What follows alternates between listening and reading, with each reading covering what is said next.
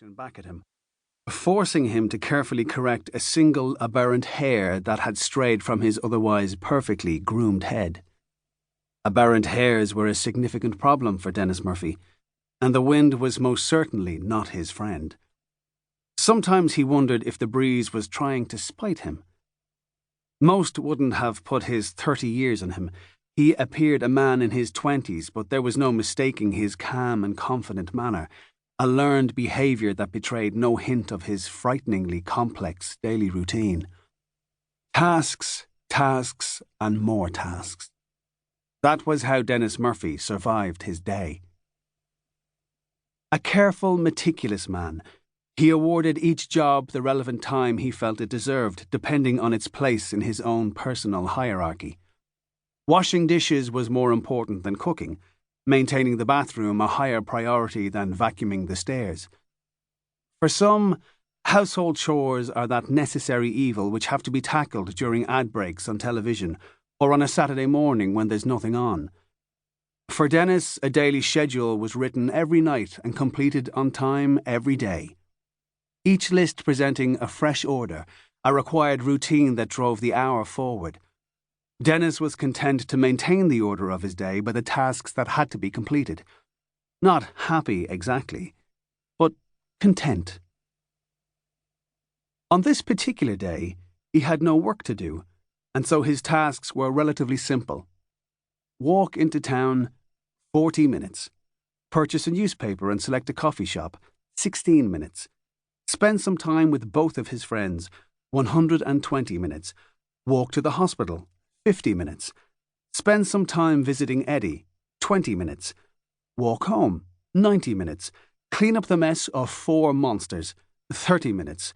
This one, upsettingly enough, could vary from day to day, depending on how boisterous they were feeling. Prepare and eat dinner, 60 minutes. Watch television, 120 minutes. Prepare the following day's task list, 20 minutes. Prepare for bed, 15 minutes. Sleep, 480 minutes. Order and efficiency. There's nothing more important in the world. He regarded the dark grey clouds above as he walked, considering the possibility of rain. Worryingly, they hung low in the sky, positively bulging with fat raindrops, ready, at probably the most inopportune moment, to shed their load. Denis was confident that if it did rain, the deluge would fall more or less directly on top of him alone, like some kind of sad cartoon character. He shook his head in exasperation, but immediately dismissed the idea of going back for his car. He had, after all, already closed the gate, and besides, the peculiarities of other road users were a concern. Driving infuriated him on a number of levels, not the least of which was that, despite the uniform rules which had to be applied to all drivers, there was a plethora of possible variations, as each driver applied only the rules he or she believed to be the most relevant to them at any given time. Indicating on roundabouts, for example. Slowing, or more importantly, not slowing when a traffic light turned orange. Changing lanes. To add to that, his new car had a digital speedometer, which meant there was no practical way to avoid looking at odd numbers. Odd numbers upset Denis. No, the car simply wouldn't do. His bicycle was out of the question for many of the same reasons. There was always the bus. He winced at the thought. What if someone sat next to him? They might even unwittingly touch him. What if they talked to him? Expressing their opinions as they leaned into his personal space, breathing their breath on his face. He grimaced.